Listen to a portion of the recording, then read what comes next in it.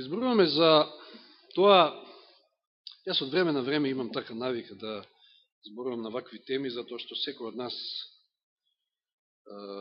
преминатиот пат спомнавме дека животот знае да биде тежок, да биде исполнет со неволи, неприлики, и затоа од време на време сакам и јас самиот да се храбрам, ама да ве храбрам и сите вас. Што да правиме во неволите? Може да биде насловот на денешната тема. И советите кои што ќе ги разгледаме на број 6, може да има може би повеќе, ама ете 6 како позначени, сите се содржат во посланието до Филипјаните. Па да отвориме таму и пред да почнеме со овие совети кои што верувам дека ќе ни помогнат за тоа како да се справуваме, како да постапуваме кога сме во неволја. Најнапред треба да имаме увид дека ова послание е едно од оние неколкуте кои што е така наречено затворско послание, кои што Павле го пишува од Рим, додека се наоѓа таму во некоја келија, која што, не знам дали денешните имаат, ама која што нема ни air condition, нити има не знам каков душек или кревет угоден за спиење. Кој знае какви услови имало во првиот век да се најдете во римски затвор. Значи, очигледно, можеме да се сложиме веднаш дека Павле се наоѓа во неволја, во околности тешки. Дори не знаел, може секој ден да му заврши животот. И во едни такви услови, ако читаме посланието до Филипјаните, кој што е кратко, има 4 глави, вие на многу места, не знам, не ги изборев, меѓутоа многу места имате радост, радувајте се, радост, радувајте се. Тоа е Павле, таму во некоја зандана во Рим. И така да ова е едно од посланијата кое што е можеби едно од најдобрите и може да ни порача, да ни укаже на многу убави совети за тоа како да се справуваме со неволите во нашиот живот. Прво, не дека е најбитно, меѓутоа сите се битни, ја ви рекол, но прво, поред, секојаш кога си во неволја, фокусирај се на позитивното. Немој да се задржуваш и се фокусираш на негативни работи. Верувам дека тоа сите го имаме искусено. Ако се задржуваме на негативни работи, тоа уште повеќе ќе не скрши. Филипјаните прва глава, од 12 стих, па некаде таму до 18 ги читаме. Значи прва глава Филипјаните, од 12 стих. Видете го Павле во затвор. Пишува послание до црквата во Филипи. Каде беше таа црква? Каде беше Филипи? Во Македонија. И сакам да знаете, браќа, дека ова што се случува со мене помогна мощне многу за ширење на Евангелието. Видите, Павле што пишува? Се жали Павле? Еле, овде ми е тешко, браќа. Суфлеп ни даваат на секој трет ден и по нешто плюс, или не знам што. Не, видите што пишува? Сакам да знаете, браќа, дека ова што се случува со мене помогна мощне многу во ширење на Евангелието. Видите, кај му се насочени него мислите. И тоа е така било. Така што им стана јасно на целата царска стража и на сите други дека сум во окови заради Христа. И Павле бил заради тоа во затвор, значи не е некој он криминалец, кој што навистина заслужува затвор. Туку заради Христа се нашол таму. Од него дознале сите таму. Биле осведочени сите. Го проповеда Евангелието.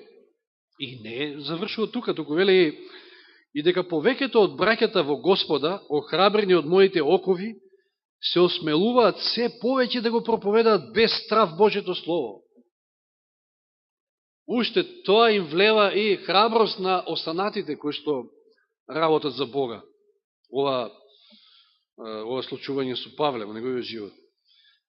Навистина, едни го проповедаат Христа, сега се осврнува на некои кои што го проповедаат Христа, вика од зависти, и од љубов кон препреки, а други од добра волја. Едни од љубов, знаејќи дека лежам во окови за одбрана на Евангелието, а други го наместуваат Христа од нечисно честолюбие, не со чиста намера, мислејќи да ми нанесат неволја во моите окови. Но, и покрај тоа, тој вели, само тоа дека на секој начин, било дволично или искрено, Христос да се проповеда. Битно е, Христос се проповеда, Евангелието оди. И му се радувам на тоа, а и ќе се радувам, вели Павле. Видите како послание пишува од затвор, околности кои што воопшто не се светли. И сега може да се постави прашање, кога ние би се нашле во една ваква слична ситуација, и кога би имале прилика да напишеме писмо до, што за мене Борче се наоѓа тамо во затвор, не по своја вина, и се пишува писмо до црквата на Петар Попарсов. И што ќе напише? Амам, браке, помагајте. Или ќе почнам да јадикувам, да се жалам, или не знам што. Она што е природно или човечки. Меѓутоа, Павле не го прави тоа. Павле се задржува на позитивност. Од сек изводи позитивно. Најбитно е, вика, сакам да знаете дека Евангелието се проповеда. Сите разбра овде, кој сум и зошто сум во затворен. Верувајте дека тоа помага.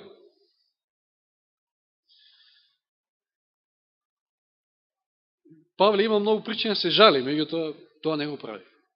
Воопшто. И кој би бил ефектот ако тој земе, значи пишува послание до црквата што тој ја основал тамо во Филипи и почне да се жали.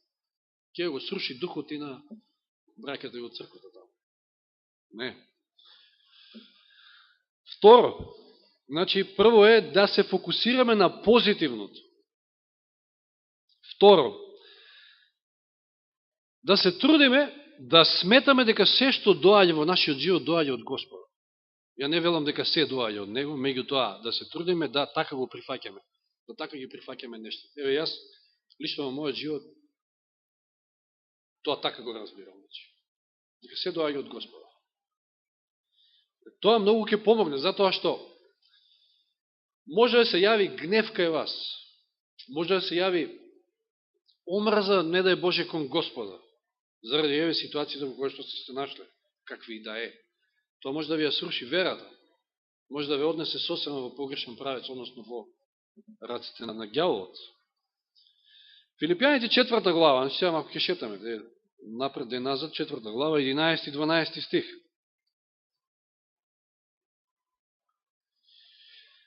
Не го зборувам тоа заради скудност, зашто научив да бидам задоволен со она во што сум. Пазите, Павле во затвор. Вели, јас научив да бидам задоволен во она во што сум. Знам да живеам и во скудност, знам и во изобилство. Научен сум во се, на се, и во се што. Да бидам сит и да гладувам, да сум во изобилство и во скудност. Што сака да каже Сава Павле? Се прифаќам, се што ќе дојде во мојот живот прифаќам. Господ дозволил така да биде. Да се подсетиме на Јов, случајот со Јов. Јов нема поим што се случува горе и дека ќе се најде на удар токму поради својата верност. И што вели, која е обвинувањето ѓаволот што го дава? Опа, ти си го заштитил, му се обрека на Господ, ти си го заштитил, си го оградил, си го благословил, па тој нема да ти служи, па ќе ти служи, ти служи од корист. Ај тргни ја заштитата, па да видиме.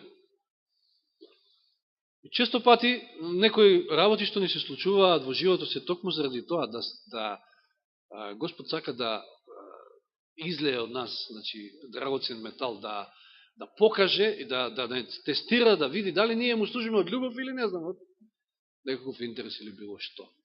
И Бог ја трга заштитата, па му се случува тоа што му се случува. Нели Господ први вели, ама не го допирај него.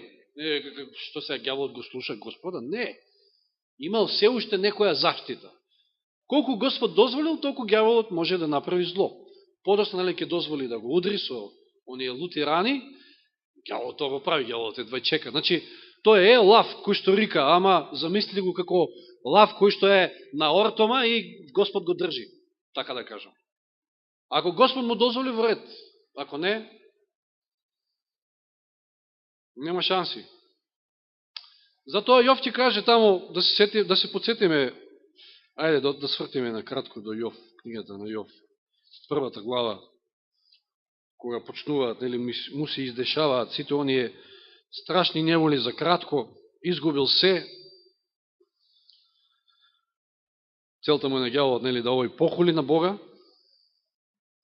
20 стих, тогаш Јов стана, видите што се му се наслучило, и вели, тогаш Јов стана и растипи облеката врз себе, ја изврчи главата и падна ничком на земјата, се поклони. Што значува ова? Служење. Му се поклонува на Господа, му служи, пости, се моли овде. И вели 21 стих, излегов гол од мачината утроба и ќе се вратам гол таму. Господ даде, Господ зеде. Не дека буквално е вака, меѓутоа Господ дозволил тоа да биде. Јов не похулил, Јов го сваќа овој момент, дека се доаѓа од Господа. Господ дозволил. Многу полесно е, ако така ги сваќаме работите. Затоа што ќе знаеме дека Господ е тука, Господ дозволил со одредена цел. Господ не е туку така дозволува некои работи да се случуваат во нашиот живот.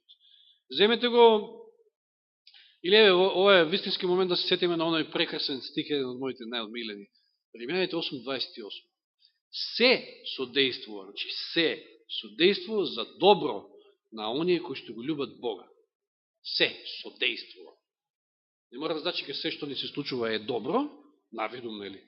Може да бидат многу лоши работи, меѓутоа сето тоа содействува и оди во правец за наше добро. Сете се на Јосиф. Што се случува? Неговите браќа го продаваат. Први сакали да го убијат, на крајот се предомислија, го продаваат на исмаилците, завршува во Египет. Се враќа, доаѓаат по играта на случајот, некој ќе каже не, сето тоа е Божја промисла, доаѓаат во тие 7 гладни години неговите браќи кај него. Него ни препознаваат, тој е малтене начело на Египет. И што е вели Јосиф? Нели, кога им се открил, кога се испрегрнале, Господ мене ме испрати пред вас овде, за да се спаси цел еден народ. Господ го испратил. Па нели браќата му го предадоа. Видите како Јосиф ги сваќа работи. Господ мене ме испрати. Со цел. Сето тоа беше со некаква цел. И видите го постапувањето на Јосиф. И тој завршил едно време, бил тамо во некоја келија. Како служел. Бил истиот оној Јосиф, како што бил и во палатата и тамо, во келијата. И сето тоа е допринело за да позна излезе од тамо и да ја помине таа неволја. Јона, он веќе си заслужил, меѓутоа, нели, бегал од Божјето присуство. Меѓутоа, Јона го фрлаат незнабожците, нели, од бродот, и морето се смирува тогаш. Но во втората глава веднаш Јона, кога се моли на Господа, тамо, нели, доле во утробата на рибата, вели, му се обрека на Господа и вели, ти што ме фрли во морето. Како тоа Господ го фрлил? Нели го фрли овие? И она го сваќа истото тоа. Господ дозволува. Треба така да ги сваќаме работите. Многу полесно е да се живее така, оти во спротивно можеме да похулиме на Господа, можеме да станеме непријатели Божи, да го изгубиме мирот и така натаму и така натаму. Трета работа, трет совет, како да минуваме, да се справуваме со неволите. Слави го Бога секогаш. Без оглед на се. Филипјаните 4.4. Се враќаме во Филипјаните.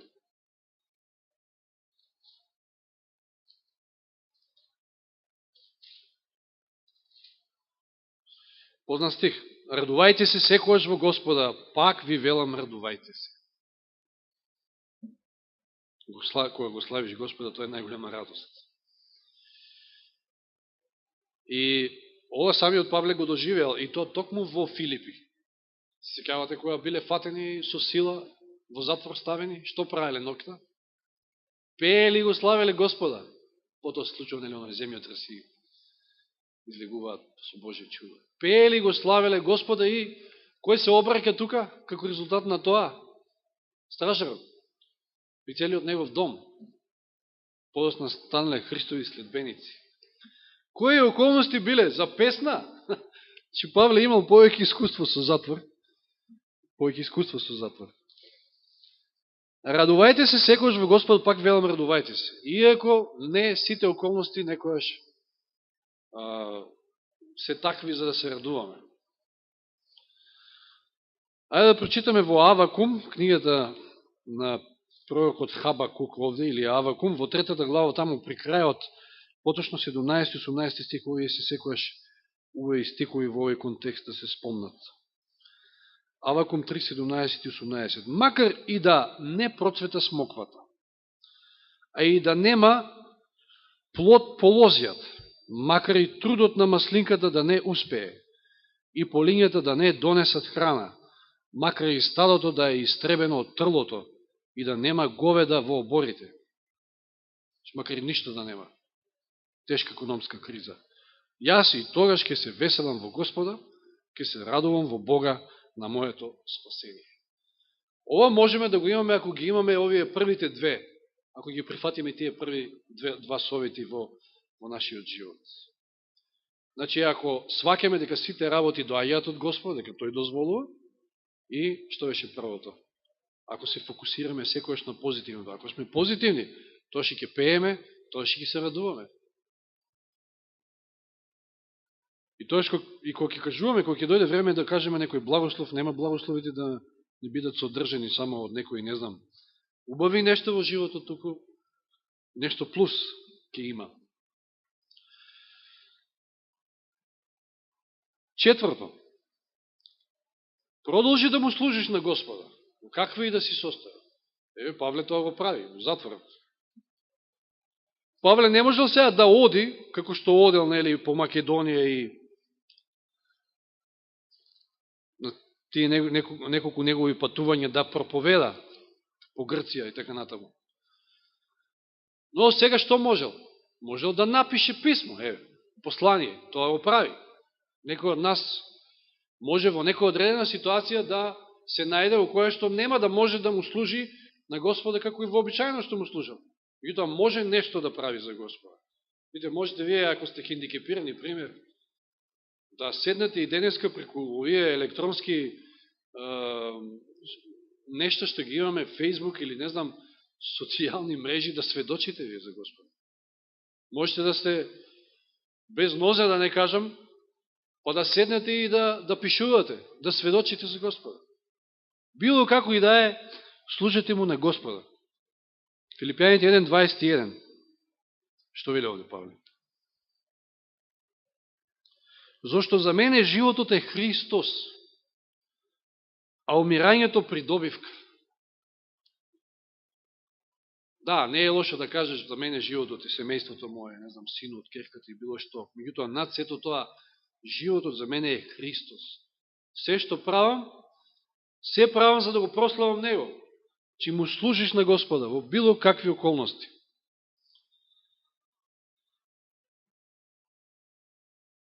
Пето, ова е исто многу битно, живе во сегашноста, а не во минатото.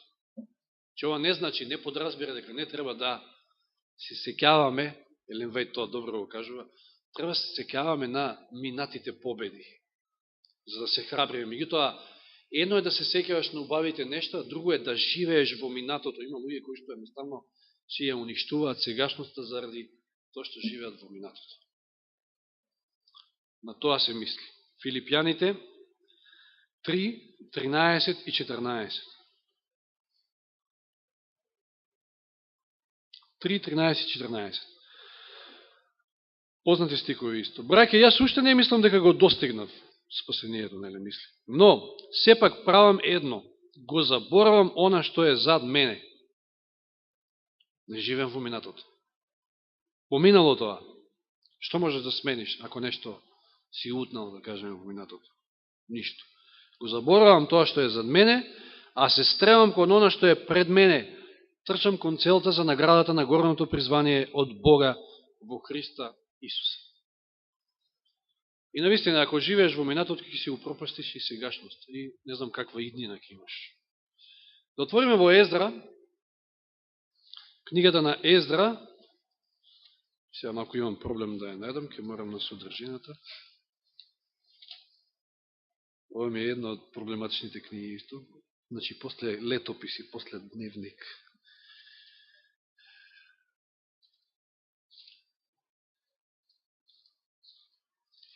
Веројатно не ме е ни многу проучувана, па затоа. Таму отвараме во 3 глава, знаете, кога во времето на Кир, во времето на Медо-Перското царство, кога ќе им се дозволи на израелците да го обноват храмот, па и градот Ерусалим. Се гради и се обновува храмот. Каков благослов било тоа, значи, после долгото робство во Вавилон. И читаме во Ездра, од 3 глава, од 11 стих. Видите ја ситуацијата. Едни се смеат, други плачат. 3 глава од 11 стих.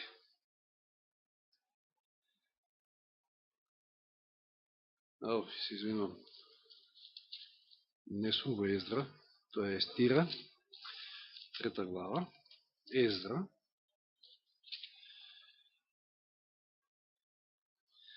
И му пеја на Господа фала и слава, како и не би ли му пееле после толку години робство, повторно да го возобнува домот Божи. Навистина за радост. Зошто е благ, зошто е довека неговата милост кон Израел.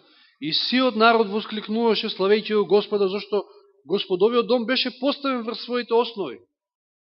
Но имало една друга група кои што плачеле, не се смееле, не се радувале. Зошто?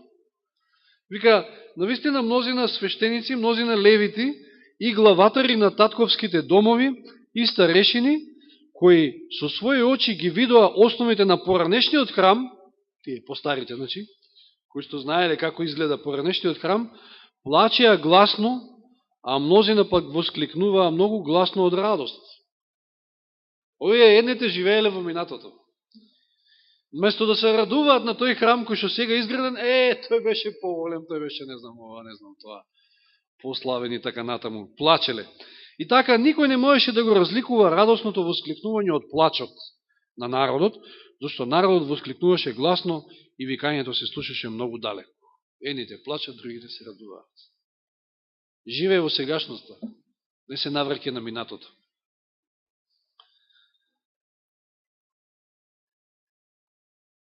Тоа е 5-то. И 6-то.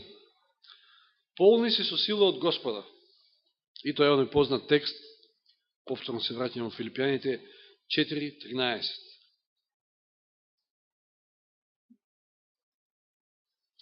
Се можам преку Христа, кој ми дава сила. Веднаш после оние стихови што и прочитавме, кој што вели Павле, дека се научил и во изобилство да живее, и во скудност, едноставно е задоволен во она во што е, и вели, се можам преку Христа, кој ми дава сила.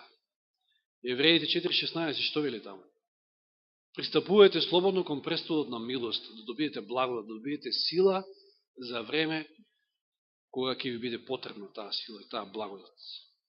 Преку молитвата, преку нашиот молитвен живот, преку присуството на службите во Божиот дом, преку проучување на Словото највеќе, преку дружење со истомисленици, токму тоа го правиме кога се собираме овде. Разменување мислења, се храбриме, слушаме искуства, денеска слушнавме искуства и така натаму. Сето тоа е за да се полнеме со сила од Господа. И сето тоа допринесува за да многу полесно ги поминеме неволите. Само на крајот да сублимираме, значи. Да се фокусираме на позитивното. Ова се совети кои што произлегуваат од оваа книга, послание до Филипјаните од Павле, кој што се наоѓа во затвор. Да се фокусираме на позитивното.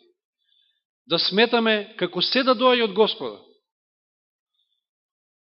Да го славиме Бога секојаш, да продолжиме да му служиме на Господа без оглед на околностите, да живееме во сегашноста, а не во минатото, и на тој начин и днината ќе им биде светла, и да се полнеме со сила од Господа.